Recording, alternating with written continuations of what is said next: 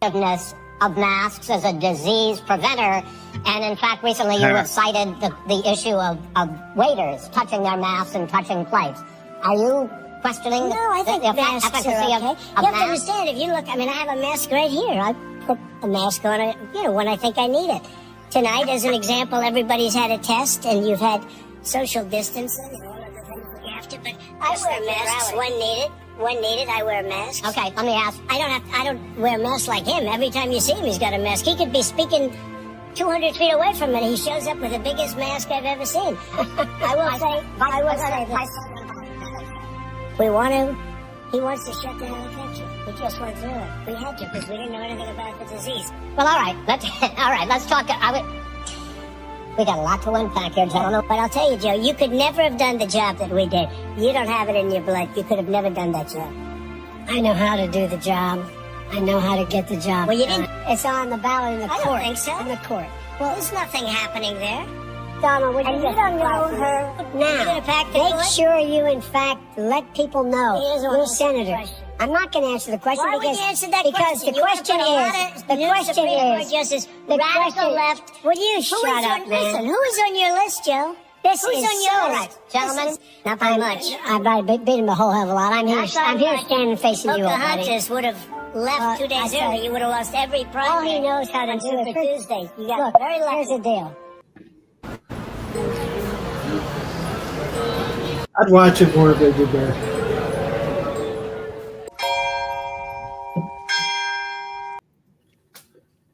Lost Rick already. Welcome, ladies and gentlemen, to News from the Pew, where we take stories from around the interwebs and we talk about them, especially at the end of the month. I am Rick Barrett.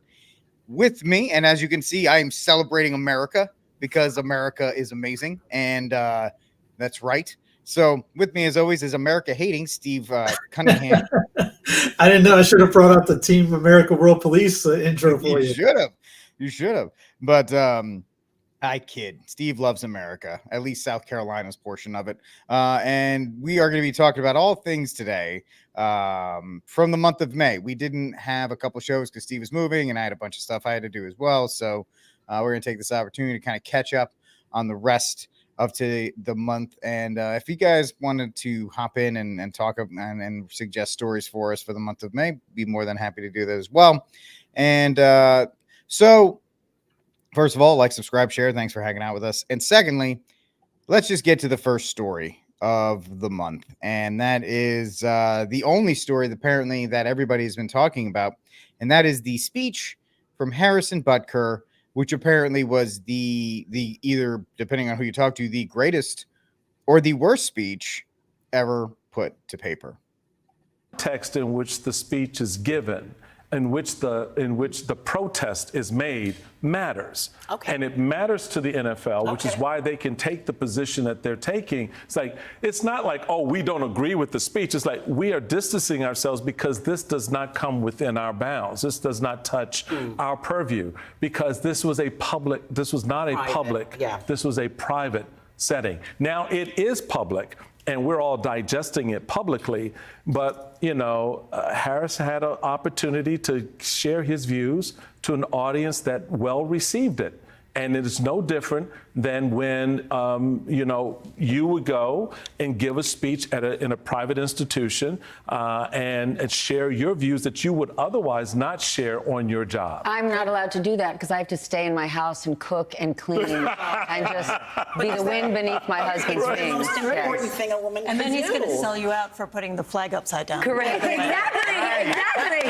Way to bring it full circle. Liberals are so smart. Perdica wins. Andrew, your take. Nobody likes him. Look, so of course he has a right to speak, but we get to judge it. I mean, of course he can say it. But my point is, you wouldn't have been able to judge it if someone hadn't shared the video. Okay, That's the but point. they did. Welcome to the 21st century. But you watched Colin Kaepernick on the field, and that's the only distinction. Now, that's the only distinction I'm drawing. I agree.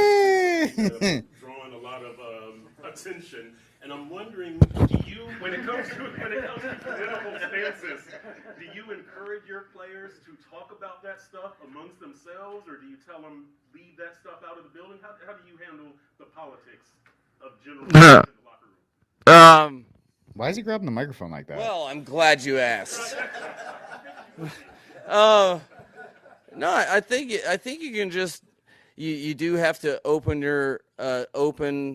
the eyes of the players to their platform if they're new to the situation. I think you have to understand that what you say publicly can be fragmented and last with you forever. So you just, I really emphasize to if you're going to say whatever you're going to say, you better believe it. And you just try to educate people to understand the consequences of whatever they do, just so they have the freedom of choice. And if they want to go that direction, go right ahead. I'll be over here hanging out with you guys. That was a good game.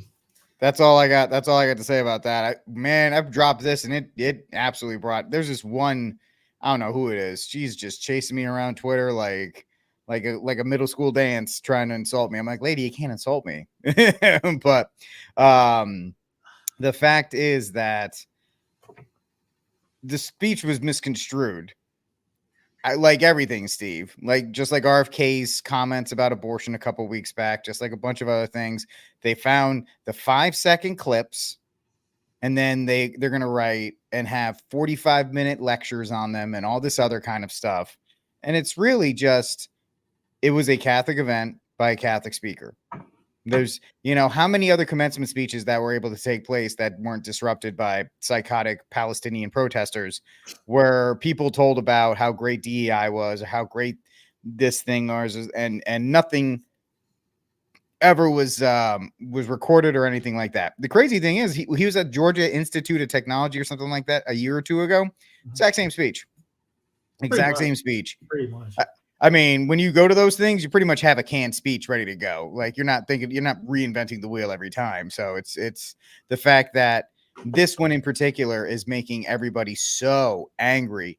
I think it's hysterical. And honestly, Butker made a response video a couple days ago where he was just like, he was like, I know you've never seen the movie, but those who get it, he was Leonardo DiCaprio in The Wolf of Wall Street, where he's just like, I'm not going anywhere. If the Kansas City Chiefs cut me, somebody else is going to pick me up. I've won like 3 Super Bowls for him. So somebody else is going to be like, we'll deal with it and everything. And if not, he's probably made $15 million over the course of his life. He'll just go do something else. Like that is a guy that people say, kind of like you, Steve, somebody who's totally comfortable in their own skin, where they can say things and not worry about backlash and all this other stuff. Like you've done Uber, you've done all this other stuff. If Census Fidelium somehow went away, you'd be like, well, that stinks. I'll go find something else and just continue to move along. Unlike everybody else who is a slave to the algorithm and slave to the play button and to the finance and to all this other kind of stuff. So they have to walk the line in certain cases.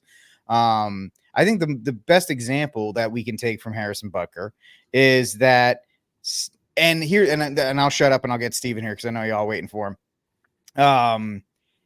His speech at least brought Catholicism in the correct talking points, not the build a bridge rainbow stuff that has been promulgated by bishops. It brought the correct talking points back into the mainstream, and you had a guy that didn't apologize for it. And we need more of that. We need more of that to take place.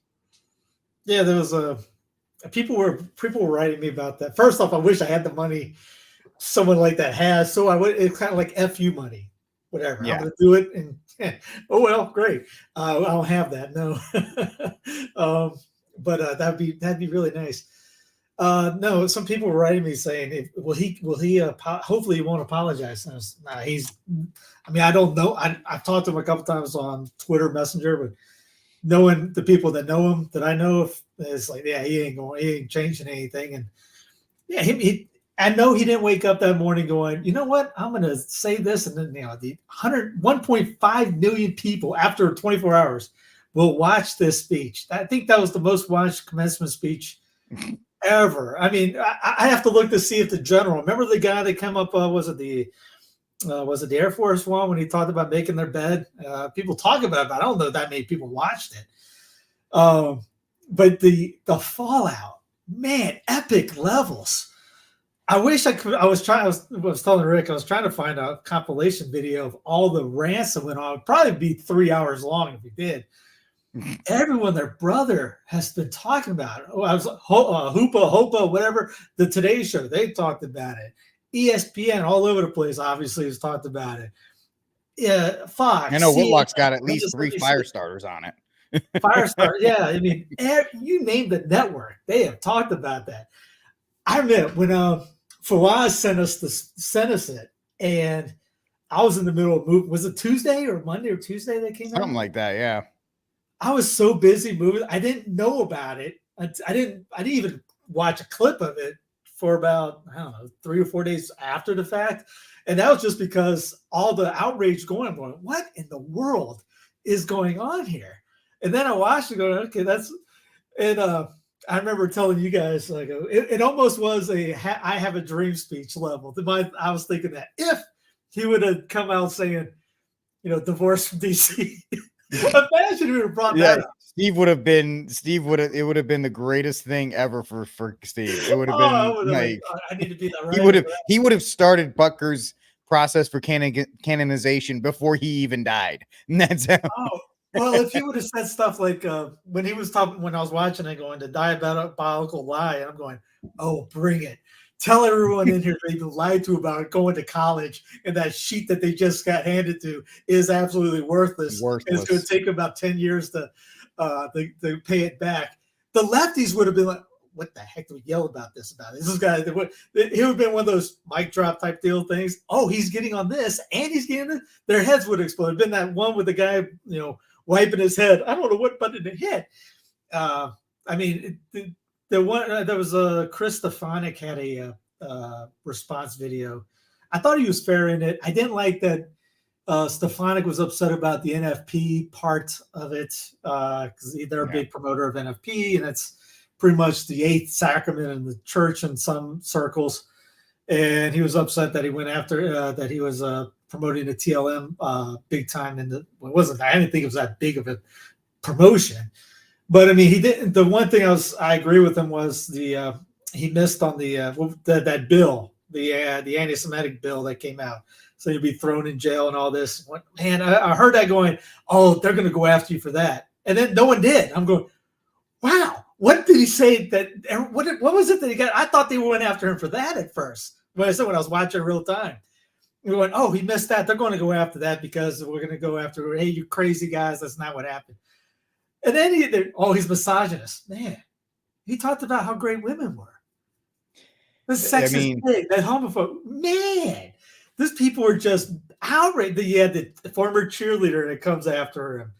Oh, God. Thank you for not having that video. Well, there's a reason that woman who's a former cheerleader is single and alone and childless at over 30. You can't, because her voice could literally break Afghani warlords if they were in prison. All you would do is bring that woman in and have her do her little Instagram skip for 5 seconds. They'd be like, the next terrorist attack will be here. Please just shut her up. Just stop it. Because she's just awful. Affluent, white, female, liberal. You can't play it on, you couldn't play all these videos. Yeah, two women are sitting there just F-bombing the whole time. Michelle Beadle is, what? I used to like that girl. And she's just... Yeah, she used to be awesome. Now she's 48, childless, and alone. And that's the thing. There's a lot of people who are the people that are mad. All right, let's see who's the mad.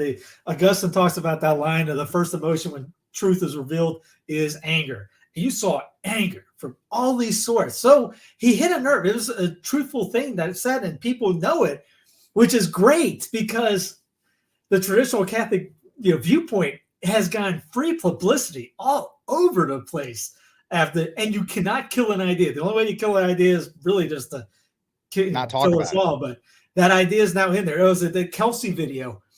His brothers, they're having the brother interview, and he asked him about him. He talks about how great of a teammate he is, and that he knows. Mahomes did the same thing. Yeah, Mahomes did the same thing. But Kelsey goes into more talking about how we know it.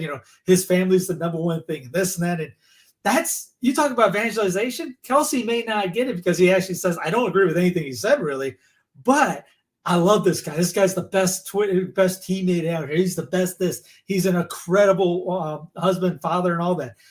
Well, that's exactly what we want because, I mean, was it Abernathy, Father Abernathy talks about no one's ever been converted off an argument.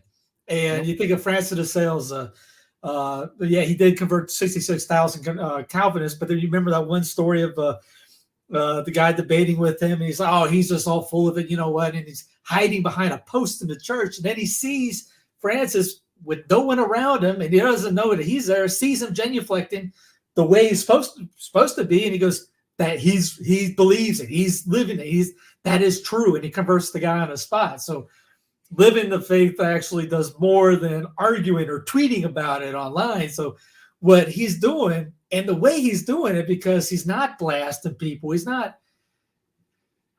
All he's doing is affirming church. I would be hard to do that because I'm too fiery a person on that. Yeah. He's not that way, so he can stay calm in the collective, and people are drawn to that. He'll have more conversions than most of us out there because the way he keeps calm and still living the faith versus tweeting the faith, tweeting about it. Yeah, and he didn't have a fiery response video. He just said, people have come after me. I'm not going anywhere. And that's my belief system. And then they went to the Kansas. Yeah, right. They went to the Kansas City Chiefs owner's daughter on Fox. They're like, what do you think about it? She's like, my mom raised me, so I kind of believe what he has to say. And, same thing. Been a great example. Never been disrespectful to the Chiefs organization. Always been a positive guy, great family man, great father, blah, blah, blah. And that's the problem. Every time, besides the angry, I know exactly the two awfuls you were talking about, where they're just these old, wrinkly white women who supposedly have everything, but they're divorced, they're alone, and they're like, so misogynistic. It's so LGBT. Guess what? Nobody cares about that. Well, and then the comparison everyone keeps bringing up is the Colin Kaepernick thing. I was like, all right, NFL's doing this. They're hypocrites for this. Again, as Whoopi brought up and Bill Maher brought up too, saying, I see no problem in this. He's speaking his mind at a Catholic college. What's the big deal? I mean, he's focused at these guys. He didn't go on, as someone brought up, it wasn't like he jumped into NFL Monday Night Football and stopped the press and go, here's what we got to do right here, and interrupted the network. You had Colin over here before every game, making sure the media was focused on him. So he wanted all eyes on him for many Sundays. Kneeling, putting the knee out during the anthem and doing whatever he's doing, the Black Lives Matter thing, and making it a race war out of it, basically. Called his family a bunch of racists, the ones that adopted him and raised him. And then was he called the NFL basically like the slave plantation. Yeah, and he made a video of it, which Netflix gave him a documentary that he did that. Wow. You want these guys to take your side, and you're wait, I don't know too many slaves, white or black, that got paid $5 million to play a game. They're looking for we get it. They're looking for the best in whatever position. You're looking at, if you haven't been in a combine or know what they're talking about, you're in your underwear, you're getting fat tests, BMI tests, all these tests are done with you. See how good the product is they're buying, which they're investing millions of dollars in these guys. It's a $1 billion industry. That's the same thing with baseball, basketball, any sport that brings in the amount of money. Your only draw, they're not like, oh, you wrote a really nice letter in college, so we're going to draft you as the quarterback. They're going to draft Rick Barrett, who's 5'6" and 210 pounds, because I wrote a nice letter in college. Yeah. No, they're going to draft the dumb idiot who's 6'3", who can throw the ball 95 yards with a flick of his wrist, and has all the physical traits possible. Because that's why Tom Brady did not get drafted high. He got drafted towards the end of the round, because if you look at his photo in his underwear, he looks like some guy you just pulled off the street, like a little. He looks like an insurance salesman. You're drafting this guy, and he becomes amazing afterwards, because obviously the first guy's picked. Cam Newton's number one, 6'6", 220, built like a stone cold statue of David. The guy, no wonder you picked the guy. He's a Mack truck playing a quarterback position. Why do you think LeBron James has been able to be he hit the genetics lottery? He's 6'8" and 220. Yeah. If he was 5'11" and 195 pounds, he'd be working at a gas station. And that's nothing against LeBron James. That's most men in America are 5'11". I am actually under that, shockingly enough, folks. I know. But that's what I mean. I remember a friend of mine. He was 6'7". He is 6'7". And I used to look at him when we were training together, and I looked at him going, waste of height. If I had your height, I'd be in the Hall of Fame. Yeah. Pitching, imagine a left-handed 6'7" pitcher. I'm 6 even nothing. When I was in college, it was like a $120, $130. And if I had that height in JUCO, I would have played at Clemson instead of having to walk on and sit on the bench. But no, I'm 6'0". And my dad used to say you got born in the wrong decade for sports because the 70s were a bit different. But yeah, if I was born in the 1800s, I would have smashed every single professional sport there was, because me and Ulysses S. Grant were the same height, so we would have been tearing it up. It triggered right here, that name. But no, the Kaepernick thing, it's funny how these guys are going after that comparison, because they're saying, oh, well, he had the free speech, and the whole free speech thing. This, first off, the First Amendment says Congress shall not pass. This has nothing to do with 1A. He is if someone wants to get if the school wants to say, hey, we're canceling because of this, school has the right to cancel your land. That has nothing to do with the View. That has nothing to do with 1A. That's if whether they on CBS or NBC, whatever they are, says we don't want you out anymore. All right, you're done. That is, you can't sue them for violation of First Amendment or anything like that. Which is that's the whole incorporation insanity on steroids idea. Anything I say, Rick and I, what we're saying has nothing to do with 1A. We're talking to ourselves. If YouTube cancels or someone else wants to get apparently, rid of YouTube did boot us. Really? That's the word on the street right now is. We got Bluetooth nuked. I'll check it out. I have no idea. So, ironically enough, talk about irony. Here's what was going on pretty much the same day this was going on. Oh, yeah, I don't mean to laugh. Just a comparison. Just a comparison. Yeah, nobody cares. Where's the View on Diddy? Where's all these outraged women? Oh, he's a homo. He's a misogynist.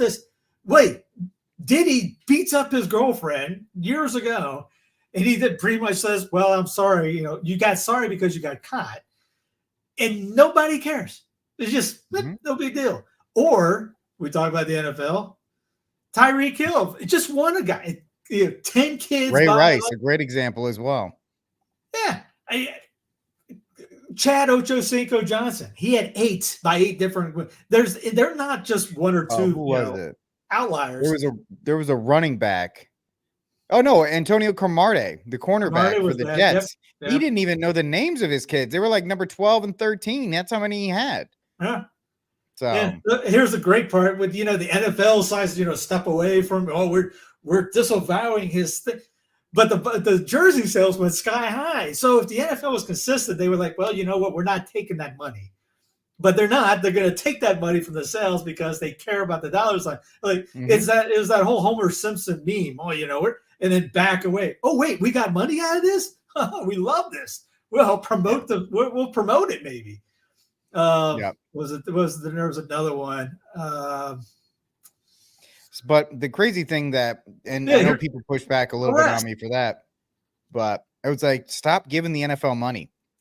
Well, the arrest guys, how many, there's a lot that DUIs, so that's different than, but Ray Lewis, he was convicted, not convicted, but he was, set up for murder. They haven't found the guy like OJ.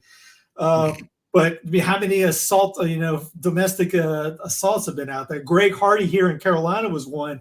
Guy beats up his girlfriend badly, and Richardson, before they kicked him out during the old the Me Too movement, Richardson kicked him out of the house, and then Dallas's Jerry Jones picked him up. So he went to Dallas, no big deal. And he had what's his face, Deshaun Watson that went to Cleveland. What was it? Was it 6? The 20+ charges that were leveled against him. Like so it's rampant. It happens in baseball, it happens in basketball too. But where's that outrage? Oh, he's such a misogynist. Okay, you want to call him that? You better call out every guy that's beat up his girlfriend, wife, but treats y'all like a bunch of just something to put there. You know what's in? like Tyreek and all these other guys. Use them, abuse them, and we'll pay you the money. What was that dude? He was a former basketball player. He's literally talking to a girl next to him. They do the podcast, explaining to her how much money he would pay her during his time to be his girl in the city when they're in town. The Luda song, Zip Codes? I'm sorry? The Luda song, Zip Codes? Yeah, it is like that. I want to say Whitlock had a clip of this, but it was he talked about how much she would charge each player for either she be solo or whatever for the season or whatever. And she would make $20,000-$30,000 a player. Yep. And again, and they're just okay. Nope. Oh, Buckner, we're going to lose our minds. Which well, and they that's get just mad about because what he said. They're mad about stuff he didn't even say. Mm-hmm. Yep, they did. They made it all up because Catholicism is the enemy of everything that they do. Every single thing that they promote. And just because I'm a sports guy, I kept thinking of how come no one went out with Adam Sandler's "Lonesome Kicker" song during this, or put on paid it. There's a couple. There's a lot. You don't hear a lot from kickers. And Brett Favre's apparently a Catholic dude. There's quite a few Catholics in the league, but even non-Catholics like Ben Watson, he's been outspoken against abortion for years. So it's not about abortion. Everyone's mad about abortion. It can't be about that because he's been outspoken a long time. But where is he on this stance? Where is Ben backing him up on this? There should be a lot of dudes coming out saying, you know what, I stand with my man. And it is good to see the coach say something. Saying it wasn't a perfect response, but it was like, hey, I listen to bozos all the time. And yeah, I know one of the players tweeted out like immediately after. He was like, that's my guy right there. So the thing is, and guys like Whitlock and others will say that there are more guys that agree with Butker's position than not. Just like there's a lot of guys in the NFL and the NBA that will vote for Trump that will never say that they will vote for Trump. So there's an old ex Boston Red Sox pitcher that it's Tony Leone. She used to be on Fox, the blonde chick. She interviewed him, pretty much asked him something like that. And he goes, yes, according to the media, we're a bunch of lefty weirdos, but we are online with a lot of what he said. Most of us, we just don't say it because and it wasn't like Butker just came out in the 7th game of the World Series or the Super Bowl and say, he didn't kick the ball. Run to the sideline and be like, women should stay in the kitchen. I'm going to Disney World. See ya. Or pull the what's his face when Taylor Swift was going to won the thing is what was his name? The singer, the rapper that did that? Oh, Kanye. Kanye when he jumps up on stage. You know what? Hold on, we're going to stop the game right now. This is what's going. He didn't do anything. He spoke privately, as they said, at a private Catholic college, which I wonder if Benedictine's getting a promo of increased applications because they're the trad college now. They're going to get everybody there. Belmont Abbey just had the president for like the 5th time in a row. So there's Bland down here. I mean, Duke had Jerry Seinfeld, which you brought up earlier with the one about the walk-offs of Palestinians. There was another commencement speech with the guys doing some kind of wacky doobly-doop up there. I don't know who. I did not expect anybody to record it, but who thought it would be? Well, go ahead and talk. I'll see what the numbers are for the stats right now. For what? The official video. Oh yeah, it's insane in that regard.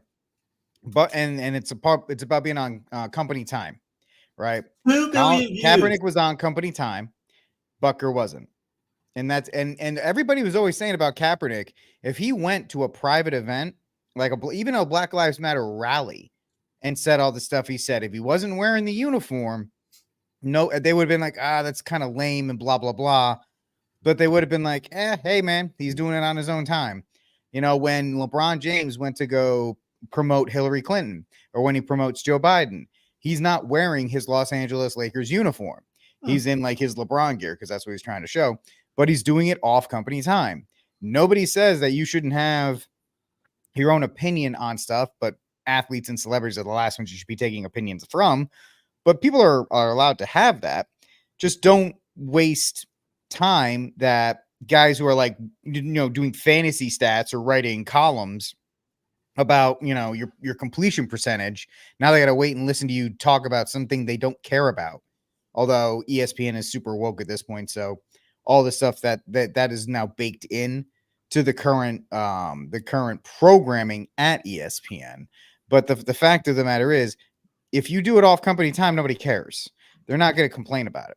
Butker did it off company time, so nobody should care. And Colin, if you wanted something, go to where you're supposed to go. Go to Congress. Go to the State House. Go to something that's a protest. The governor. Who cares? The game. No, we're not there for the game. We're trying to get away. People say you go to the games to get away from stuff like this. Just like the movie industry. There's a reason why. Just real quick, the Mad Max movie Furiosa made $31 million. It's the lowest since 1983 for a Memorial Day film, and people are like, "But the movie's so good." People are tired of it because of the messaging and all this other kind of stuff. They want to be entertained. If they're going to spend $200 to go to a film, they better get an ROI on that.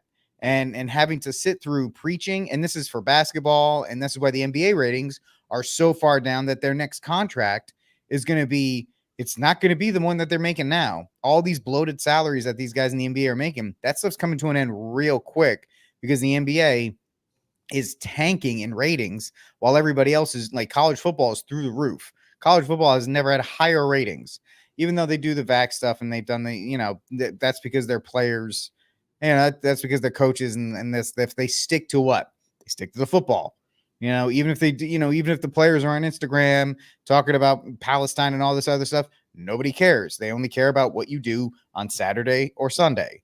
And that's really it. So, and I mean, just throw this in there. Bill Walton, this just came across the Twitter feed. He died at 71. Guy was a super hippie, but you know what? Nobody cared that he was a super hippie because he was a great player and he did his super hippie stuff. He played in the NBA season. Then he's like, I'm going to go hike in the mountains for 3 months. Okay, bye. See ya. Have a good one. If he wasn't injured as much, he'd probably be one of the top centers ever. I mean, tragic. How injuries just ripped that guy's career away from him because he could ball for a white boy. He was a big white boy who could ball. And to bring it back to Harris on ball, I mean, you're right. If because the local Kansas City newspaper was calling for him to be ousted and replaced by a female kicker, which is you find that video is fantastic. I'll see if I can find that video. Well, it's like, what in the world? Because I remember mocking that months ago, going, you really want to give up he's probably the top kicker in the league for a girl that can't kick 30 yards, can't kick 20 yards, anything like that? You really want to do that? Or was it the State House ended up having the people there? I mean, so much trigger that they got all the women together to take a photo with them. It's insanity. He lives in this county. Why would you do stuff like that? I mean, that girl got fired real quick too after she did that. They were like, "Oh, we're sorry." You ever heard of that Rittenhouse guy? I mean, he did a lot. You talk about. I mean, I told someone, I go, what if Harrison ends up getting, this comes down and they end up suing it, or I don't know if he has the mindset to do that, and transform Kansas City into Buckerville. And kind of like Otisburg and Superman. Bookertown. Yep. I would love it. That'd be great. And he wouldn't even name it after himself. He called it like St. Josephsburg or something like that. If he got released, Cincinnati, somebody would pick him up. The LA Chargers would pick him up. Who cares? Like in the division. One of the funnier things was the comments. People would, you'd see fans write in going, as a blank fan, as somebody I saw a Bengal fan. As a Bengal fan, I 100% want Kansas City to get rid of him.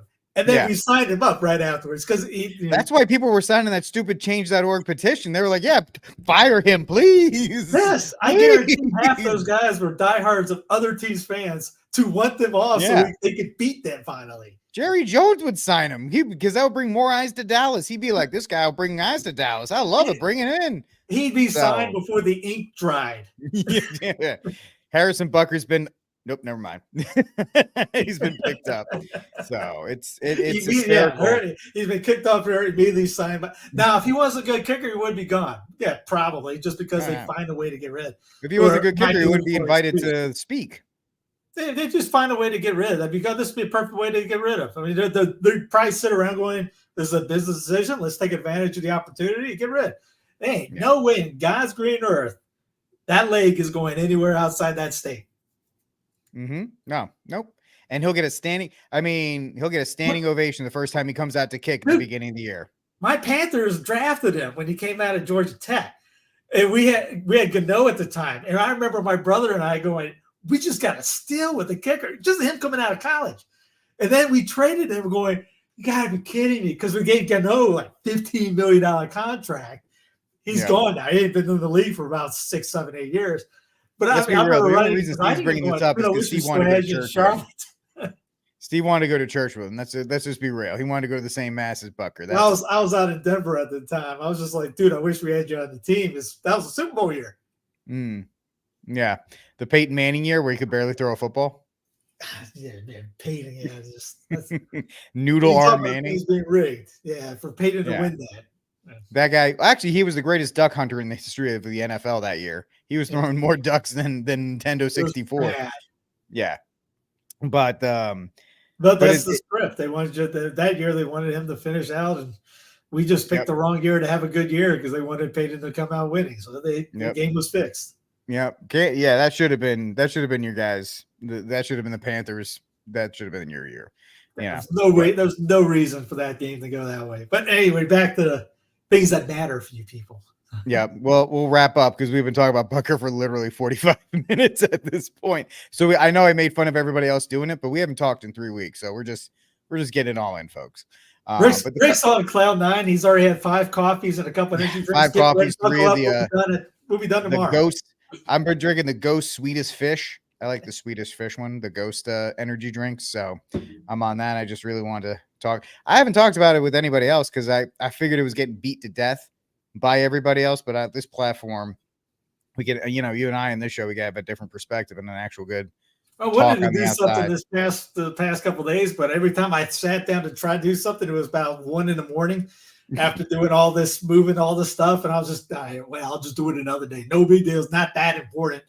And, it's just funny that they're still upset, still talking about it. There are people still triggered. But, Father had a good sermon yesterday here, and he talked about, it's your actions. It's, how you live your life that's going to convert people. And then I saw the Kelsey clip and going, that's exactly that. He's living that the way we all should be doing it. And obviously, as long as you're not acting like a fool, and it was that Dolphins coach, if you're going to talk it, live it.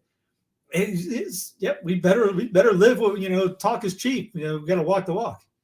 I mean, even brought my wife in. My wife doesn't give a rip about the NFL, but she looked him up. She's like, he dresses really well. Like, if you ever watch him, everybody else is wearing sweats and Crocs and all this other kind of stuff. And I like Crocs too, guys, just not like into a game, but he dresses for the job. He's very professional in the way he dresses and stuff like that. So once again, I'm bringing that back to the fact that Steve's talking about you're in that position. God put you in that position. Be an example. Talking about it is great. Everybody loves to talk about it, but are you at mass on Sunday? Are you a good father? Does everybody you meet, and this is coming from somebody who, folks, they wouldn't. Everybody that had meets with me, not a great first impression I make. But Butker, it seems like every single person he works with or has had an interaction with is like, that's a guy, when he says that, he lives it. That's a guy, he does that. He's not just saying it to push a book, or he's not saying it to get likes on YouTube. Like I said, if he gets cut tomorrow and nobody picks him up, he'll like, well, I have a degree in industrial engineering. I'll just go work for a company or something and take care of my family and go to church. Because in the end, he's got to answer for those things. Especially if you're in the spotlight. I mean, like, he's got a tremendous spotlight anyways from being in the NFL. And he has a couple businesses, and he's in a couple other groups like the Regina Cheli thing as well on the board for them. But I mean, like, so like myself, nowhere near that spotlight. But in our circle, people know who I am. So if I go to mass or something and I'm just ticked off or start, cussing up a storm or something, well, that's going to look good. Mm-hmm. Or, say like anybody else, say like, whoever else is in that does videos or does someone from Catholic Answers, you see Tim Staples out drunk one day or something like that, you're gonna be like, but that guy doesn't believe anything he's doing, or he's not living the part, or so yeah, I mean, you gotta, even you, I mean, just that little simple thing. I mean, is someone may not be in the quote unquote big spotlight, but they see somebody living it. And it's kind of like that story with the lady putting the 2 cents in, and Christ saying, Yep. look, you should put it all in. She ain't nobody knew her from the man in the moon, but he used that as, look at what she just did. And she did everything. And this is the way you're supposed to go at it, right? Put all in, you're all in right there. And used her as an example. Somewhere, somebody might just see your family going, I don't know who those people are, but they're the happiest people I've seen in a week. They're smiling. They're not looking on their cell phones at the table. Or they're actually interacting with each other. Oh, they just set a sign of a cross before and after a meal. Yeah, that resonates. They're gonna think about that. I wonder what they do. What sign of the cross? What is this? What did they just say? That so it's all those little nuggets. It's a Teresa of Lisieux thing. It's the little things. It's you do the little things extraordinary, and this comes out. Look, I mean, again, a kicker is not a big primetime position. You're a kicker. Most times it's loads of kicker. We're going for 2. You're That's right. Sorry, bud. Yeah. So I mean, most times you're the butt of the joke, or you either kick a 70-yard field goal for a record, or you're getting the whole city is after you for missing a kick. Whereas in between, then you had guys that fumbled the ball, missed the pass, missed the tackle, and all that, but they're going to blame you for it because it's easy. Happens. You see that all the time in a game. So, but he took that position and just blew it out of the water over a speech that wasn't supposed to be all over the place. 2 million views as of today, not including all the other people that are talking about it. So all the people that posted it, grabbed it, reposted it, and they did their 10-minute diatribe about it, and so they played it, and the cultural impact on that. Probably going, I went to Catholic school. I didn't know anything of that. Maybe let me look up, see what the heck he's talking. Is he talking about accurate? And then maybe they go up and look at it. I mean, we'll never know until the end. Until the end, we see that big travesty happen. You go like, we might be shocked how many people just coming for something as insignificant as this. Nobody's put a Sense Fidelium channel video on CNN or Today's Show or anything like that. You don't see Ripperger on Today or The View or anything like that. You don't see anybody in our circle in that a kicker in the middle of Tornado Alley got in front of every platform in the Republic. It's amazing, local to big time. Everyone, their brother talking. Traditional Catholic teaching all over the place. Glory be. And that's the thing that I love about it, is that it put the teachings that we need to emphasize back in front of everybody. Like you said, it went to every single platform that you could set, whether they tried to mock him, whether they tried to talk about it, whether it was Bill Maher, The View, whoever. It was a topic of conversation, and it put the things that we as traditional or just regular Catholics that believe in the catechism and the scripture and everything that we've been trying to talk about, we have not been able to broke through that glass ceiling. And it forced people to talk about it. And it really forced people to be like, who were kind of middle of the road, the fence sitters, the people who just go to work, like Sally, the soccer mom, and Mark, the sports fan, as I call them, people who don't care about politics, right? Sally, the soccer mom, takes her kids to soccer and all this stuff, and she just lives her life. Mark, the sports fan, all he cares about is what's happening in sports. They both were like, why are these people calling him a jerk and this and that and all this? Because my wife works from home, or my wife has always told me she wanted to be a house mom, or, this, that, and the other. Or Sally, the soccer mom's like, I'm really happy just taking my kids to soccer practice. Why do they hate me if they're so angry at what he said? So the veil gets brought back a little bit more every time with this stuff, which is why truth is sunlight, man. That speech was sunlight.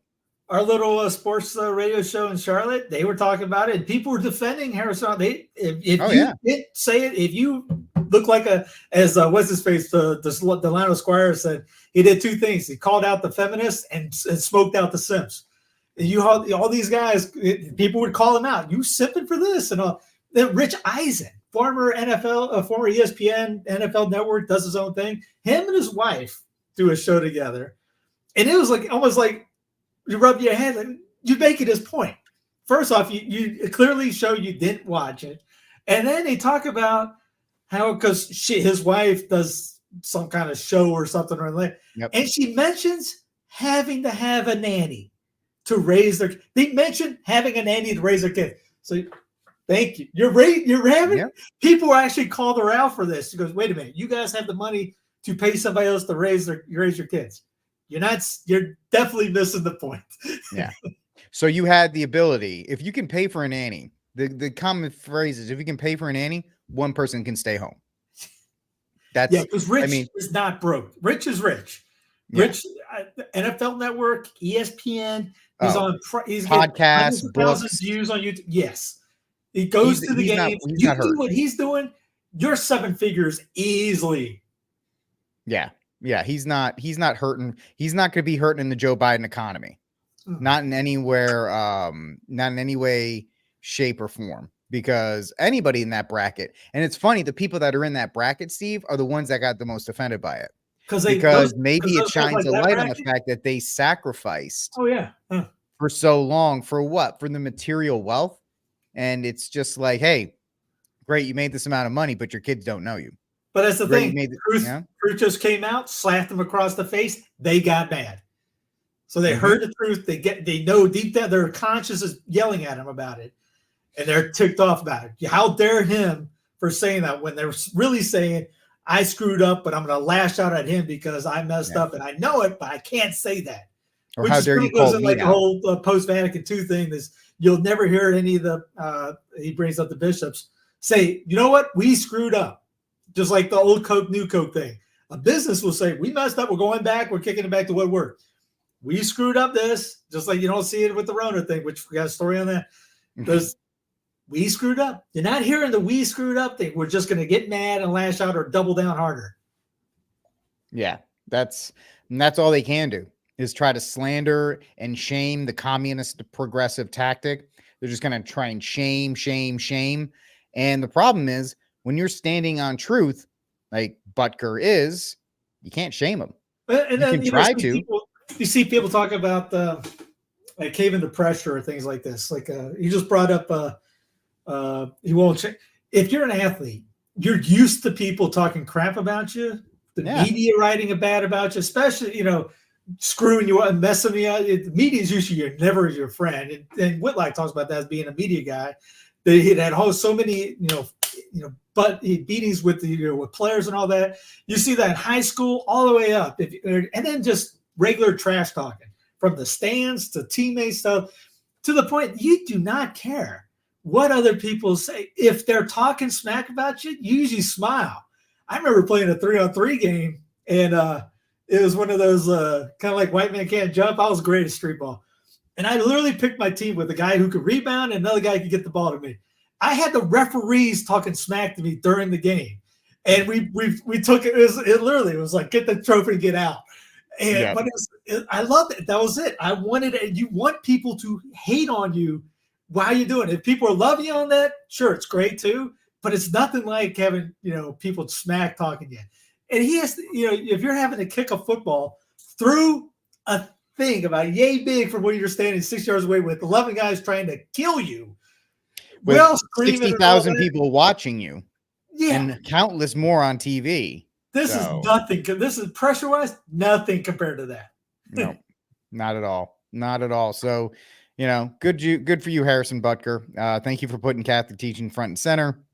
And we're going to stay on the sports train just for one more. I know I talked to Steve a little bit about this. So Caitlin Clark is like 6 games into the WNBA season, and she is a straight white Catholic. And apparently the fact that people are now watching the WNBA has got people big mad. Sorry, we got to go back to the View. So check this out. Caitlin Clark is bringing this money, these sponsorships, we hope, into the league, and She got a other $28 players million will deal from benefit Nike. She from is. it. But I do think that she is more relatable to more people because she's white, because she's attractive. And unfortunately, there still is that stigma of against the LGBTQ plus community. 70% of the WNBA is black. A third of the players are in the LGBTQ plus community. That's a low number. And we have That's to do a low something number about for the that WNBA. stigma in this country. I think that people have a problem with basketball playing women that are lesbian. Yeah, they Caitlin do, Clark simply is- because they had the league for 20 years, Steve, and we got 2 more clips. I know I'm running the show, Steve, so take a seat back for a couple minutes. I'm fine. The WNBA has had this league for 20 years. They have been promoted by Planned Parenthood. They've been promoted by every LGBT MAP, and it's still lost money. So guess what? Now the Great White Hope, Caitlin Clark, has shown up. And they're like, this is ridiculous. I can't believe now people are watching. Yeah, because nobody wants to be lectured about LGBT values. Like we said with Butker. Nobody cares about Butker's speech because he was doing it off company time. The WNBA literally was built on, hey, we're a bunch of black lesbians. You have to watch us because of that. And so, of all people, Charles Barkley had something to say. You women out there, y'all petty, man. Hey, LeBron, you're 100% right on these girls hating on Caitlin Clark. Y'all petty girls. I expect men to be petty because we're the most insecure group in the world. Oh, you are. Y'all should be thanking that girl for getting y'all ass private charters, all the money and visibility she bringing to the WNBA. Don't be petty like dudes. Listen, what she's accomplished, give her her flowers. Stop being petty, all you women out there. She got y'all ass charters. She bringing all y'all this money to the table, but y'all being petty like dudes. LeBron, you are 100% right. Y'all girls, stop being He just says that over and over again. And then you had to have ESPN of all places defend this because they're like, oh, well, the WNBA was growing and, all the great women in the WNBA. And they're like, name 3. And they're like, all the great women in the WNBA. So this guy, Emmanuel Ocha, is like, all right, y'all just need to listen real quick. Tell y'all I haven't heard before, so I doubt you have either. Before the 2023 season, the WNBA had grown by 40% viewership from 2022 to 2023. But with Caitlin Clark's arrival, it's grown by 400% viewership. What that means is if the WNBA were continue to grow at the rate it grew from 22 to 23, it would take until 2028 to do what Caitlin Clark did this year. Okay, now let's not talk viewership, let's talk ticket sales. Bear with me. Ticket sales grew in 2020 by 16% from 2022. Ticket sales have grown by 93% in 2024. What that means is without Caitlin Clark, the WNBA would have taken till 2029 or 2030 to get to where Caitlin Clark has gotten them today. Okay, we've talked ticket sales and we've talked viewership. Now let's talk about regular season viewership, not draft viewership. Regular season viewership, it grew by 20% in 2023. It's grown by 180% now, which means it would take another 5 or 6 years to do what Caitlin Clark has done. So between draft day viewership, which is up 400% to 40%, between ticket sales, which is up 93% to 16%, between regular game viewership, which is up 180% to 20%, what Caitlin Clark has done is grown the WNBA exponentially. She did in 5 weeks what would have taken 5 years. And as it pertains to draft viewership, she did in 5 days what would have taken 5 years. So yes, the WNBA was growing before Caitlin Clark. Make that abundantly clear. But it was growing incrementally compared to the exponential growth you're seeing now. So and I'm going to relate this back to Butker because that's how good I am. Just her existence, Steve, as a straight white female. And like, she does not come out and talk about her faith. She does not talk about her boyfriend. She just wants to ball. But just her existence is truth pushing back against the culture the WNBA has tried to establish through sport and the influence they've tried to have on young girls through sport. She said 1/3 of the WNBA is lesbians. That is a joke. That's the third that will let you know they are. The rest, I mean, it's, there were straight players. I forgot who the girl was. She was a black woman, but she was straight. She's like, I couldn't play after a couple of years because the locker room is just full of lesbians and they hate straight people. They hate straight women. And so the fact that Caitlin Clark is there and she's successful, she happens to be white, but girl can ball, and she's Catholic. whether we don't know how devout she is, doesn't matter.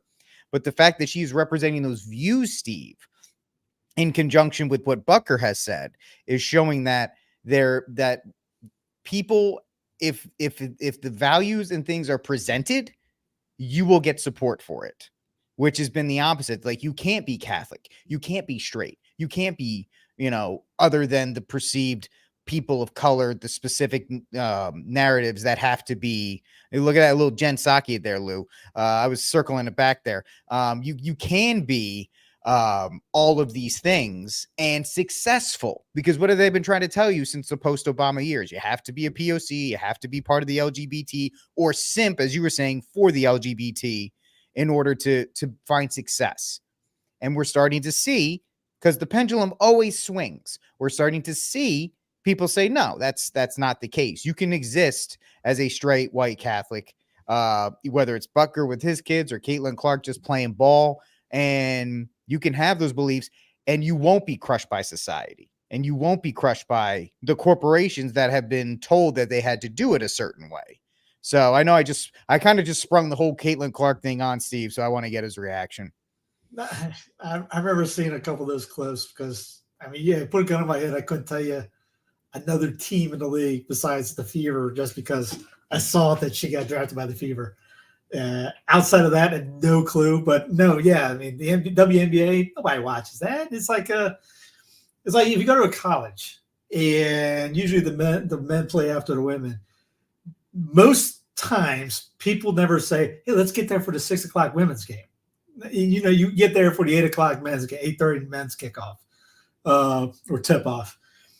Unless the women's team is that much better. USC Aiken, we had a good women's team. So I caught a couple of games. Still wasn't like, I'm not going to every game. It's women's basketball.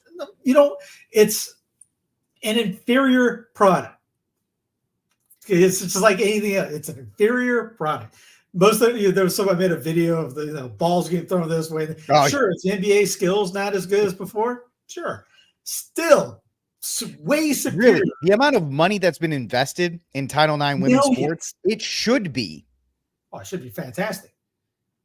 But yeah, like you said, they went for the NBA had to subsidize the WNBA's growth to exist. Which is funny, because what happened, the whole Buckner thing again.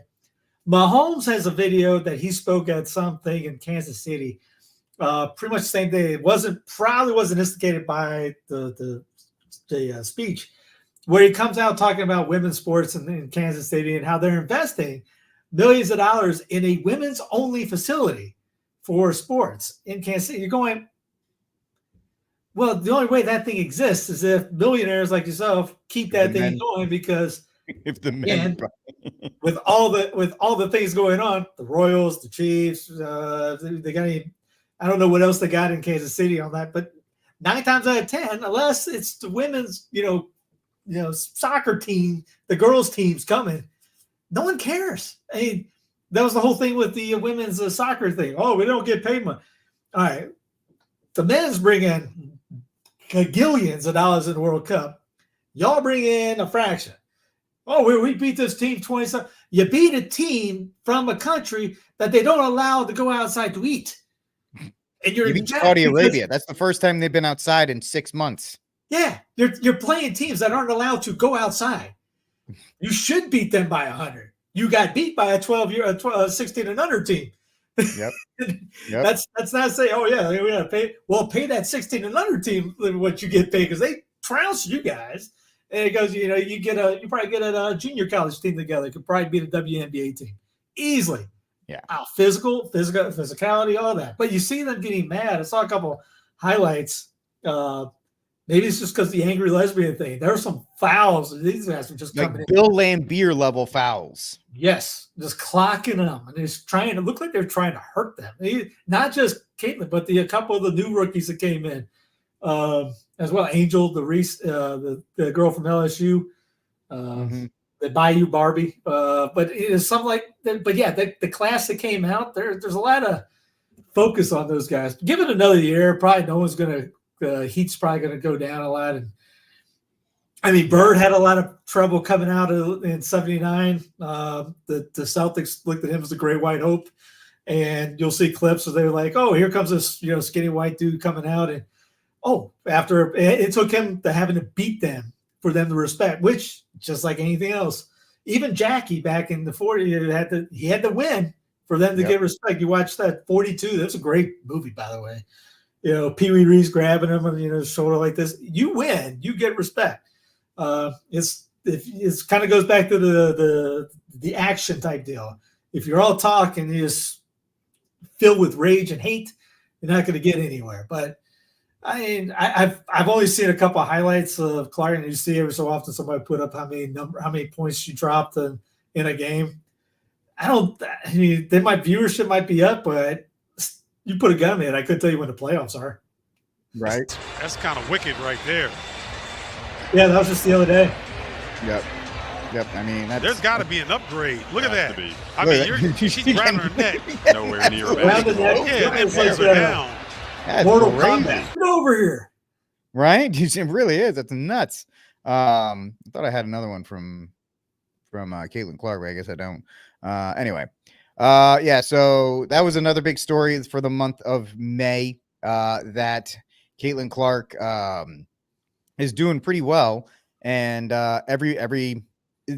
just like with Harrison Butker, the left is mad because they tried to establish something and it just completely blew up in their face. It completely blew up in their face, and they couldn't do it. They can't deal with that. And then it's kind of sad that it's sodomy month's coming up, so you're going to get more of it thrown in your face. And we were here the other day, and we turned on. I put in my newsletter, and Sense Fidelity newsletter, and Megan likes watching the Food Network.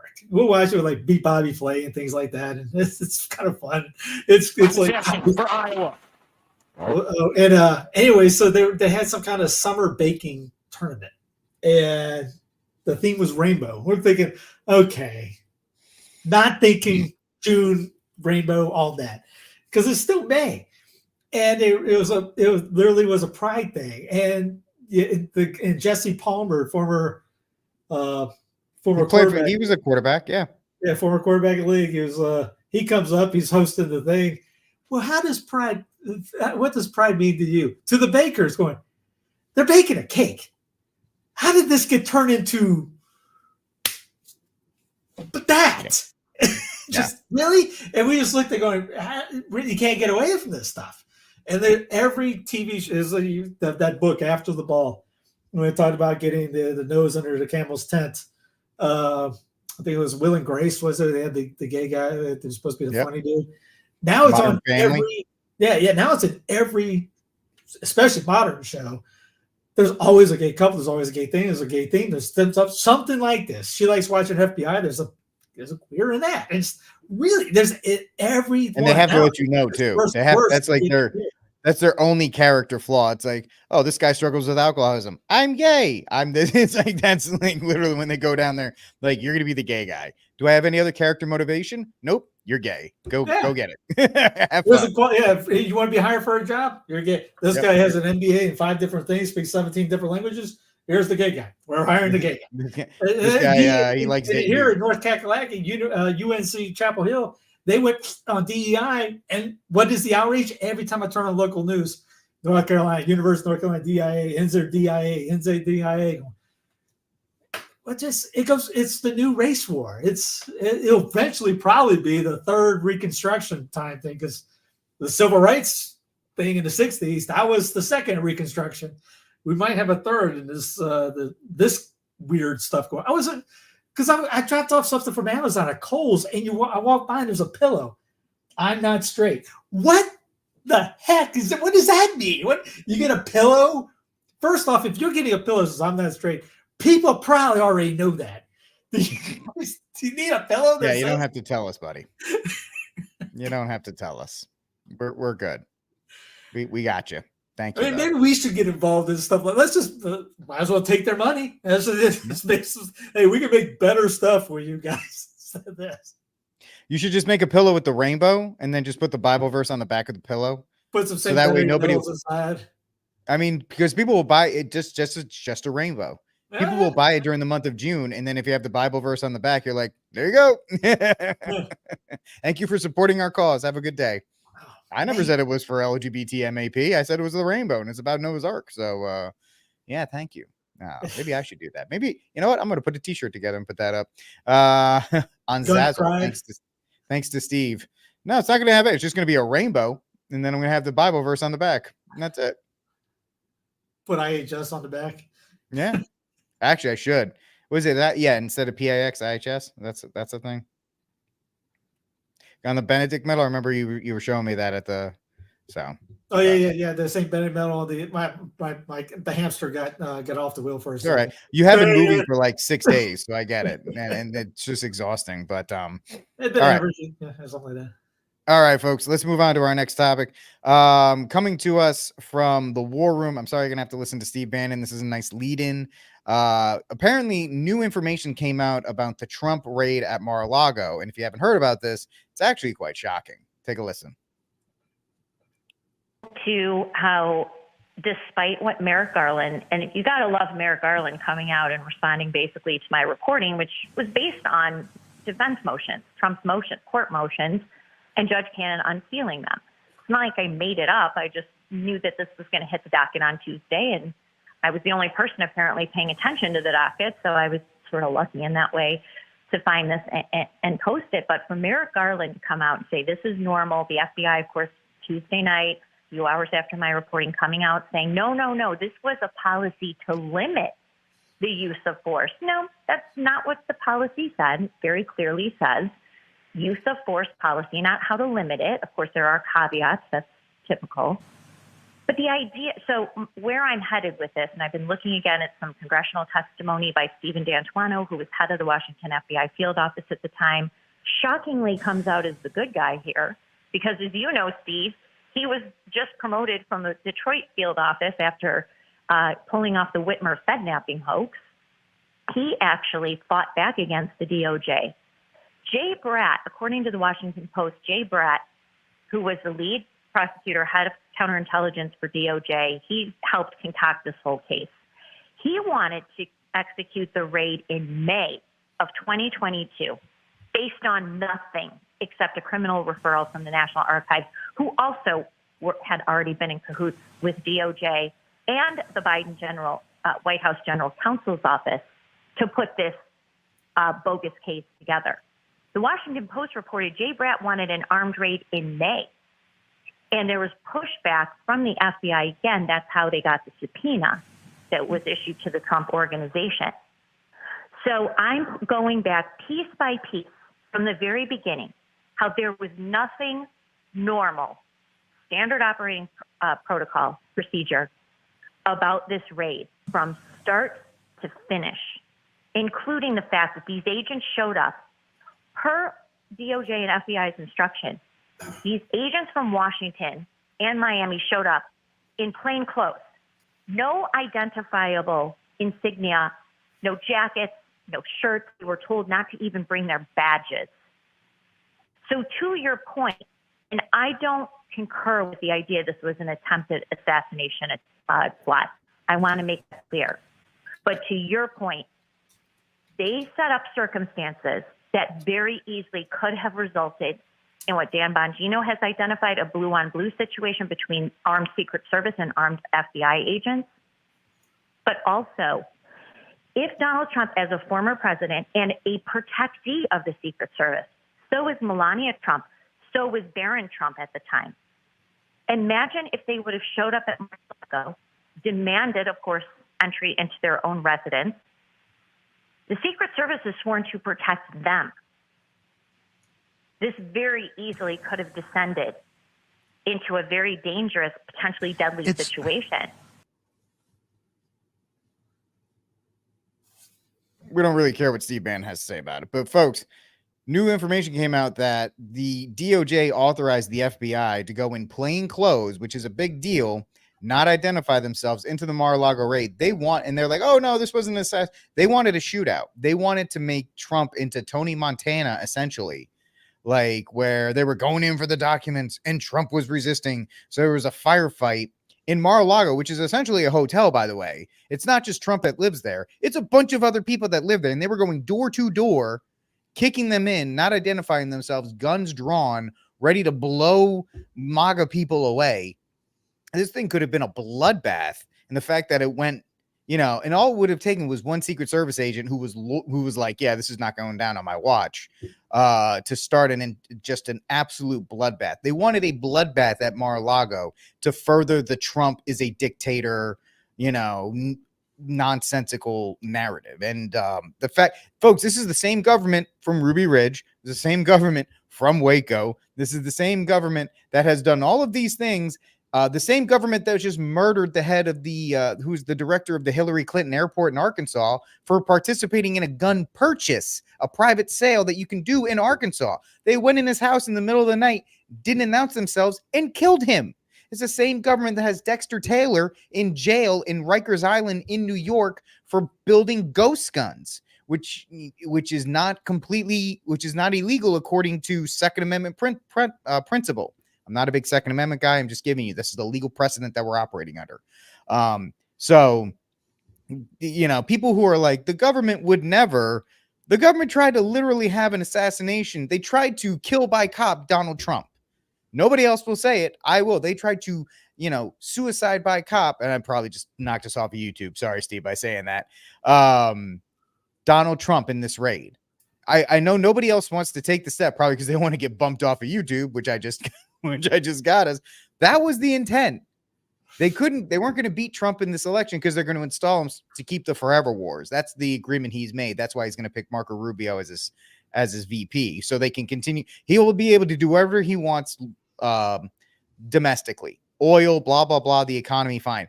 He's going to make a deal. So they'll just continue fighting in Ukraine and in Israel and all over, and in Taiwan and all over the world, to let the deep state do what it does, to let him work at home. I'm telling you, that's the deal that was cut.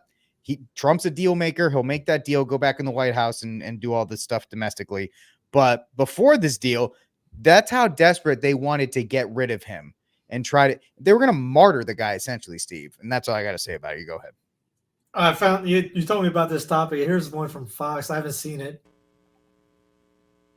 What do you think about this and what should have happened here? So, Carly, I was in trial with President Trump all day yesterday. We walk out of trial and then get this news. And how upsetting is that, especially to all the great men and women of the Secret Service who were in Mar-a-Lago? It was a safe place. I've been part of executing multiple search warrants. Nothing about this was standard. It was a siege by land, by sea, by air of Mar-a-Lago. There were other federal agents there. Nothing about this was normal. Yet we've heard now that they even had medics and EMS there in case there could have been a shootout. Can you believe that? No, nothing about this was standard. What you do is you coordinate with other federal agencies before you go in there. The FBI, in response, said, quote, FBI followed standard protocol in this search, as we do for all search warrants, which includes a standard policy statement limiting the use of deadly force. No one ordered additional steps to be taken. So what you're saying, Pam, just to be clear, is that statement really isn't the full truth, because this isn't normally how it has worked, at least in your career, when you've done something like this. Well, when you're executing, it's nothing about this is normal. When you're executing.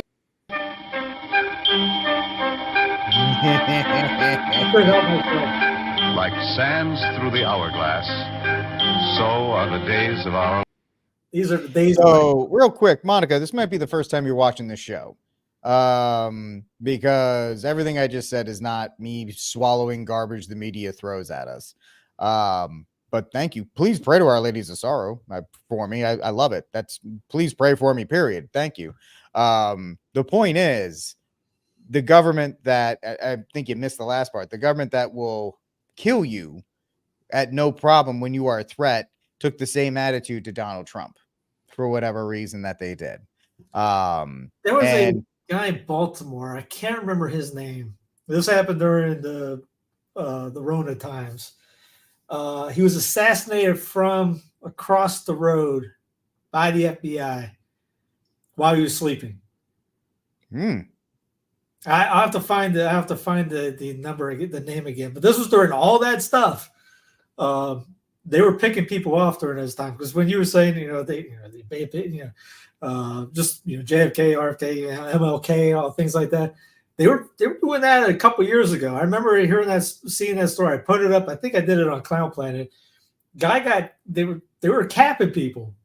They were truth seekers, truth tellers, or during this time, and I remember that because I was living in McAdamville at that time, and our bedroom, the bedroom was the road was there, and I was thinking that's how that guy, he was sleeping that way too.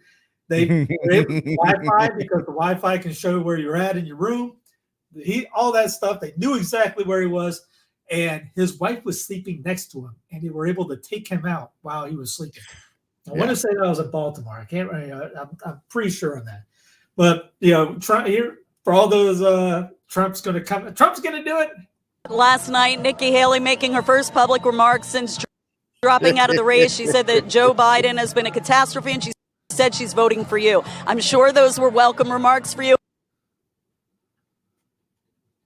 But it also left a lot of people wondering, is there room for her on your team, or better yet, your ticket? Well, I think she's going to be on our team because we have a lot of the same ideas, the same thoughts. I appreciated what she said. We had a nasty campaign. It was pretty nasty. But she's a very capable person, and I'm. I said that a couple months ago. She will be the VP because she's more of a moderate. That's what she's looking for. We're going to put a Walmart stake on this. I'm saying it's Rubio. You're saying it's Haley. It's going to be a deep state person no matter what. Somebody from the deep state is going to be there. Anyway, he's winning. He's being selected. He's being inserted again. Mm-hmm. It's almost like back in 2016. I don't know if they're trying to gin up another sniffles campaign. They're trying to do that. By the way, this got knocked down last night. So that's really very important. We have given it your best. And as I said, the issue now is, okay, we are where we are. We have traveled a lot. We have progressed a lot, but where are the bottlenecks? And how can we recalibrate and move? I think that's very important. As you know, when we started. Okay, he's going to take 5 days to figure out what he's saying. What happened was the WHO, forever. Yes. What happened is the WHO pandemic treaty was put up and it got knocked down. They are voting again by the end of the week. Don't worry. Round 2, you didn't vote right. They'll try to figure out how to vote correctly this time. You might see somebody get shot or something like that. It happens. Just randomly happens. Was Indian? Was it Asian? It was India or something like that. I can't remember which president was coming out and says, we're not doing this. This is stupid. This is retarded. Blah blah blah. And he just got shot the next day. It just happens. he just tripped over a bullet. It was crazy. Walked into a bullet. Yep, they were deer hunting in the middle of Sri Lanka, and he just actually jumped in front of the bullet. Kind of as John Goodman famously said in Spaceballs, they're going to turn around and make us all dead. I mean, I don't know if you saw this the other day, the accidental death by suicide here. Iranian president's foreign minister confirmed dead in a helicopter crash. They called it a hard landing at first. It just happened. They come down sometimes. I love it. I love how they called that. Lou's got the best one. I hate it when that happens. I hate it when they have a hard landing too, man. That's terrible. Where poop happens. It just does it. It just does. We just stay crazy. Anyways, snake busted. So yeah, Trump's going to get selected, and I'm thinking Nikki will be it. And just like they're ginning up another one for the Rona, because you had to, the avian flu. One cow got sick. We have to kill all the cows. And they're ginning something up. Was it what was it the other day? I can't remember what it was, but it's some stupid name for the latest one that we thought was going to be COVID. By the way, condolences to Bill and Melinda. Hopefully, Bill will be able to change his name to the Bill Gates organization and drop Melinda, because she's now raking in the millions for the divorce. Sorry, but couldn't happen to a kinder people. Something sinister will happen out of that. Klaus, played taps today for Another reason is Klaus decided to resign from the World Economic Forum, which who cares? I mean, somebody else will come in. It's no big deal. He's 9,000 years old. No, what you got bubbles coming out of your yin yang in this. The housing bubble coming, the student loan bubble, the debt bubble, the credit card bubble. What is another bubble is coming through? Housing, you said housing, right? Stock market bubble, because you think, oh yeah, the stock market is great. No, it looks good for the rich people. That's because you and the guy next door to you and all that, you ain't usually playing the stock market. So that's not exactly what the regular Joe does. Unemployment issues coming up. There was an unemployment starting to come up a lot in different places. When all those things just bust, which could happen in the next reign or whoever the next and future king takes over, they will get the blame for all that, which was supposed to happen in 2016 when the economy was going down the teeth, and we had the Rona. So the Rona ended up getting propped up, and you got that to blame for the downfall of the economy. That's coming round two. So what happens when that thing crashes and reality kicks in and it gets really bad? They'll end up, all right, well, you're never going to get another GOPer, even though it's the same party. The Unit Party, as one person brought up. Yes, they are correct. It's one big party, and you ain't in it. And they'll just blame that on that. You're going to get Michelle O afterwards for the fifth reign. Big Mike will never be president. Big Mike will. Obama's coming in. There's going to be an Obama. There will be. Well, right, fine. We got two Walmart steaks on this. Big Mike will never be president. I don't. That one for perpetuity. I'll throw a side of mac and cheese on that. Oh wow. Okay. All right. I'll throw in some Texas barbecue on top of that. That's how. Walmart steak and Texas barbecue. It's going to be blamed on whoever's coming in. It's going to be nasty the next 4 years. So, hey, you all see it. You see the bubbles coming up. You can't keep this going. Everyone that watches the housing stuff, they're going, this never happens. There's no way this happens with both, high prices and high interest rates, and there's low unemployment. That's not happening. It's all a scam, and it's going to come out after the next selection series comes out, and just watch for it to go really, get really bad. Which we all should be ready for it anyways. And you just again cut the media off and just focus on becoming the best person you can be and convert others and all the WW stuff we've said before. Yeah, always. Oh, by the way, what didn't we talk about how he hated Israel and? Just the other day, it was a week ago, 1 billion more went to Israel. So, because we did money that we don't have, money that's being printed, more student loan debts being canceled that you'll never see again, or whatever the case may be. Hey, I wish they canceled mine. I'm waiting for where's mine? Where's mine? Cancel mine tomorrow. Cancel mine tomorrow. That's fine by me. I mean, people are like, how could you say that? They send like $5 gazillion to the Israelis and the Ukrainians. They can cancel my $40,000 loan, and that's fine, since we're just printing money at this point. Yeah, exactly. Since all of it's fake at this point anyway, you might as well just let it go. And I think Steve said the car market is probably going to be the first market to fall in on itself, because there's too much inventory, the rates are too high, and nobody's buying cars no matter what. That one is absolutely going to collapse. And I think that's like in 2008, the housing market was the trigger for everybody to worry about economically. I believe the car market's going to be the first to really implode on itself, because they already tried to save Detroit once. They already tried to save it once, and they barely did then. There's not is the government going to come in and buy every Dodge truck that's sitting on a lot right now? Well, they can't do that.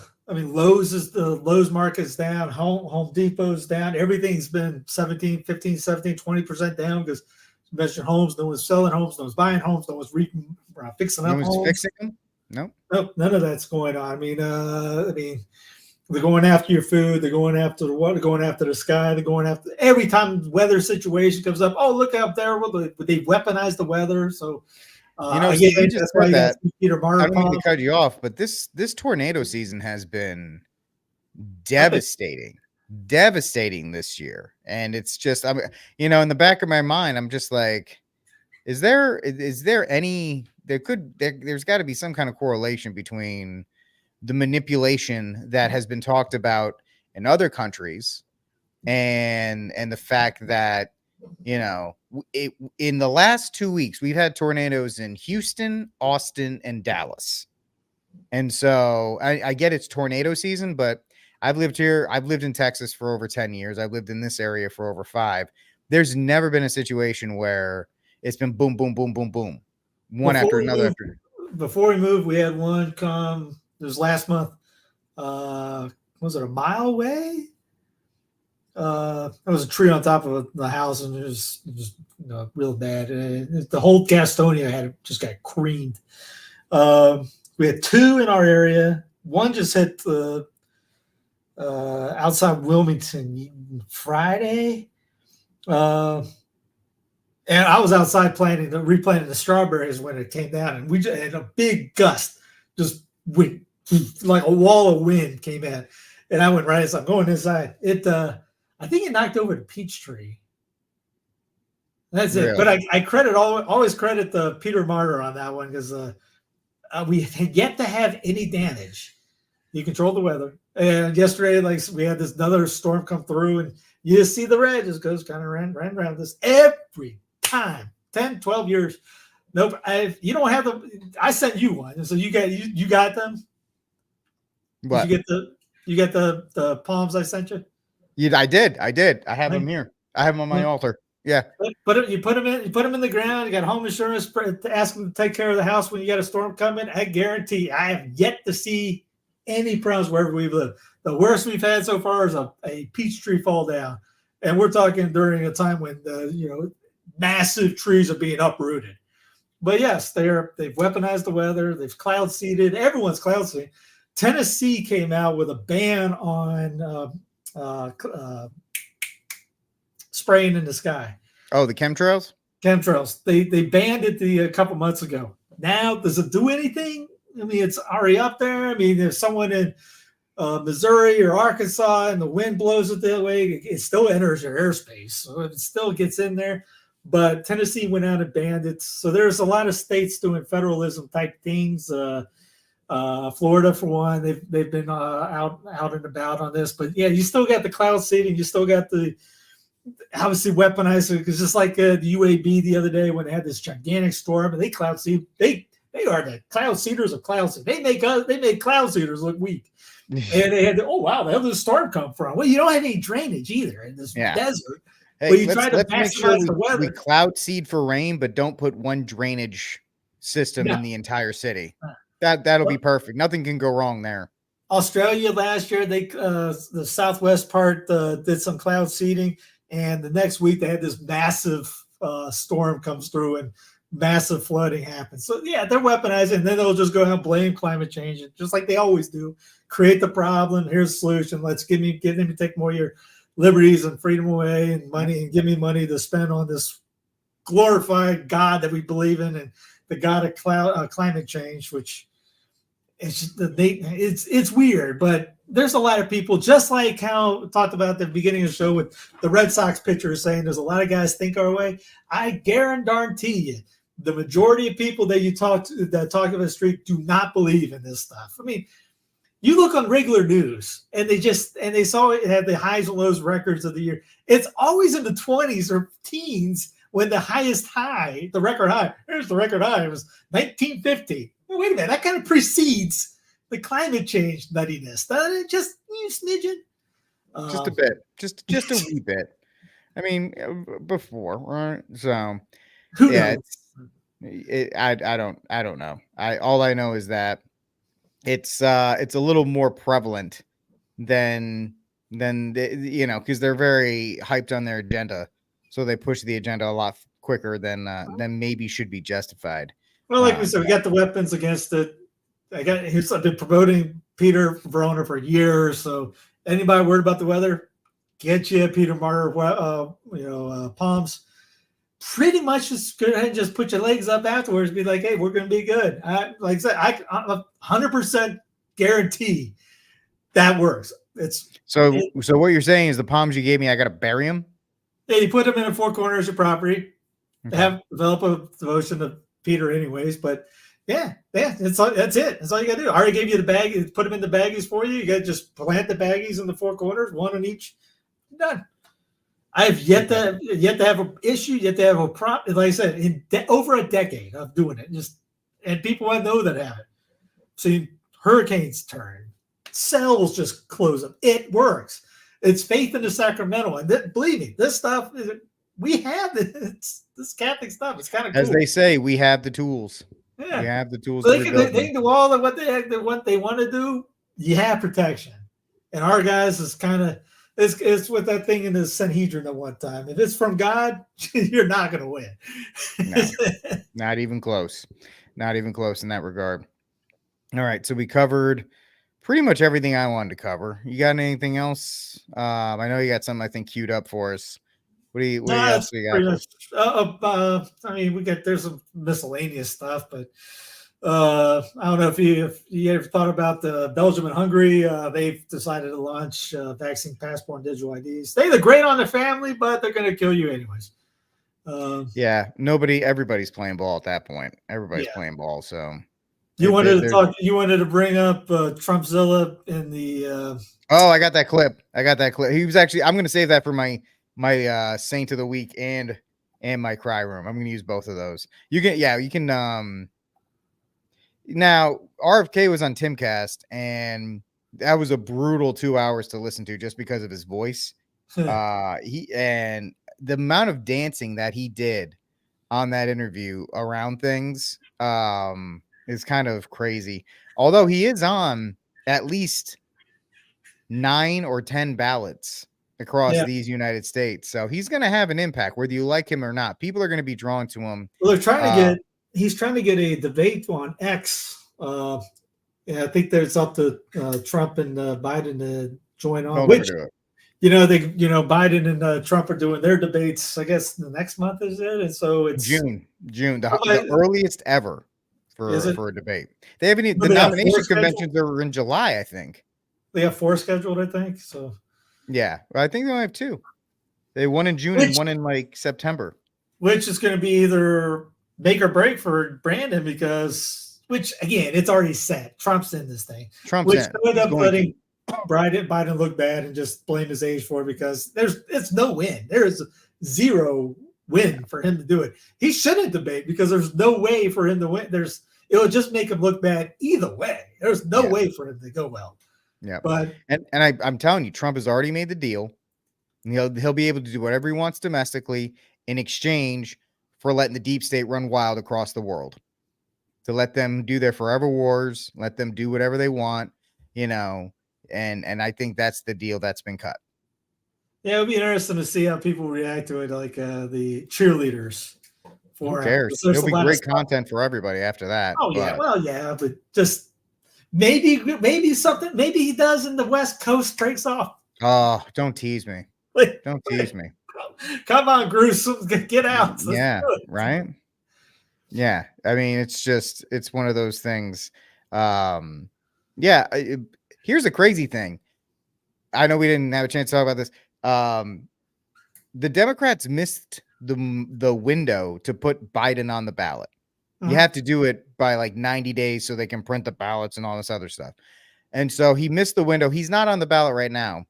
And this is how you know it's a uniparty, folks, and everything's rigged. The Republican governor of Ohio was like, we need a special session to put him on the ballot. We need to have Joe Biden on the ballot. You think in your blanket mind that a Democrat would ever do that? Like, oh, we need to get Trump on the ballot just for fair balance. Yeah, it's just like Steve says, it's a big party and you ain't in it. So it's just hysterical. Well, Petra, maybe you can get out. When they break apart, maybe you can. I'll sponsor you to come to Texas. If they break out, I'll give you a sponsorship to get you out of there. I'll vouch for you to get you here because we could use more people like you. I'm all for the inner breakup of California too. The Jefferson, yeah, all day, every day. I don't know what they're doing now, but they should always. All right, we're going to keep doing it. We're going to keep doing it until they break it up. But yeah. So that's in that regard. All right, let's get our do you have a Saint in the Week in the crime room ready to go, or you want me to go with Massey? Yeah, Sassy with Massey. He's the only one in DC that's worth anything. He came out with an introduction of End the Fed. God love him for that. He did another one, introduced the bill to allow interstate traffic of raw milk because you live in the so-called land of the free that you're not allowed to buy stuff that the government tells you can't buy. my cry room where I forgot I hit the wrong button. Dylan Mulvaney. I don't know if you guys seen this. So the dude goes to Peru. It's just bad. You listen to this stuff. It's nut. Dude's a nutter. Anyway, the next day, trans people are officially classified as mentally ill in Peru. That's fantastic. That is absolutely fantastic. Because he comes out saying how much safer he feels down there, and he had to run out of the United States because he didn't feel safe or whatever. And, dude, what are you talking about? So they go down to Peru. Be big and bold. Go to Iran. Go to Palestine, right? Isn't that the place to be right now? That's the place to be. I want to see these guys go out there and change their minds and see how tolerant those guys are. The only thing is you're going to express trip off a roof if you go to Palestine. But be like that bullet did to you guys. What happened? Just trip over it. You're just going to trip over the side of the building if you go there. Oops, sorry. All right, so here my saint of the week is Trump for this, only because he's still the greatest trash talker in all of politics, probably we've ever seen. So he arranged to go to the Libertarian convention this weekend. And you got to give the guy credit. He walked into the Lion's Den. They're booing him. A bunch of libertarians. So they boo everybody because they're a bunch of morons. And unfazed. That's nice. Only if you want to win. So he has to be nominated by them. Maybe you don't want to win. Maybe you don't want to win. Thank you, D-Roy. Thank you. No, only do that if you want to win. If you want to lose, don't do that. Keep getting your 3% every 4 years. The reasons for doing it. And so that's it. Just because he's just like, keep getting your 3%. If you want to win, vote for me. If not, keep getting your 3%. And you know what the Libertarian Party did? Of course, they didn't. They were given. And folks, I know this is all planned and all this other kind of stuff. But the Libertarian Party was given some kind of actual relevancy for 30 seconds. And what did they do? They went out and they nominated this loser for their Libertarian Party, a pro-vaccine mandate, pro-drag show Libertarian nominee. This dude who proudly wears masks and requires businesses to do so. Just showing that anytime, and the Libertarian guys came after me for a while. They wanted me to run in Texas. They wanted me to be a representative of the Libertarian Party here in Texas. And just shows you they're just a joke. They're just, so I could get both out of it. My saint of the week is Trump, only because he's the greatest trash talker in the, like, everybody else would melt under that. And he just loves it. You got to give the guy credit. He just loves that kind of stuff. And then the Libertarians for being libertarians. Well, like we said about Butker at the beginning, he's been in the heat. He's at TV shows. He's used to that, and he's quick on his feet. He's used to negotiating billion-dollar deals with like other massive heads of state. You think some bare-chested guy wearing a "Don't Trend on Me" hat is going to yelling at him is going to be like? Could you imagine Brandon during that? He would have crapped his pants 3 times. He would have cussed him out first. Yeah, come on, man! You shut up, you bunch of jerks! I don't like any of you. So, it's just fantastic. And as just you said, his troll game is strong. Yeah, it's days of our lives. He is a performer. He is a performer, which makes him perfect for politics. He was in WWF. He knows how to do it. Yeah, he knows how to be a heel when it's time to be a heel. That was another thing with Brandon's doing this thing with Hollywood elites and doing was Jimmy Kimmel doing the interview, and he's got George Clooney in this. Oh, yep. So he's getting all the Hollywood elitists because he thinks that'll get that will get people to buy. Meanwhile, Trump is over at these places, and he's like the leader of a cheerleading section. He said, I say game, like Gamecocks. I say game, you say Cocks. Damn, Cocks. He's doing that at these rallies. They're chanting whatever he wants them to chant. Yep. The rally in New Jersey, which had like 100,000 people at it. Yeah. The rally in the Bronx, which even CNN was like, yeah, these people aren't bussed in. These are actually people from the Bronx at this rally. So it's actually pretty impressive. So, hey, whatever's going to happen is going to happen. Just stay holy, stay prayed up, and stay in a state of grace, folks. That's all that really matters. So, all right. I'm going to wrap this up, Steve, unless you got something else you want to talk about. Did you do your cry room? Yeah, the libertarian who wanted to put masks on people. Yeah. So, but yeah, are we good? I love the Hot Shot series. The Hot Shot series is great. When he's like the bloodiest movie ever, when he just keeps stacking up bodies, when he does the Rambo too. Yeah, that Naked Gun, even though they're redoing Naked Gun, but all those they can redo them. They're never going to be the same. I think it was in Hot Shot Part 2 or the first one where he flies over Saddam's palace and he drops the bomb right on Saddam's lap when he's at the swimming pool. It's fantastic. So yes, great call in Hot Shot, and shout out that. Oh yeah, no, that was not Leslie Nielsen. That was the guy from Police Academy who was playing the president, right? I think so. Yeah. That guy was fantastic. Charlie Sheen was in that too. Oh yeah, Charlie Sheen was a Hot Shot. Yeah. It was in Part 2, the Saddam one. Okay, got it. Perfect.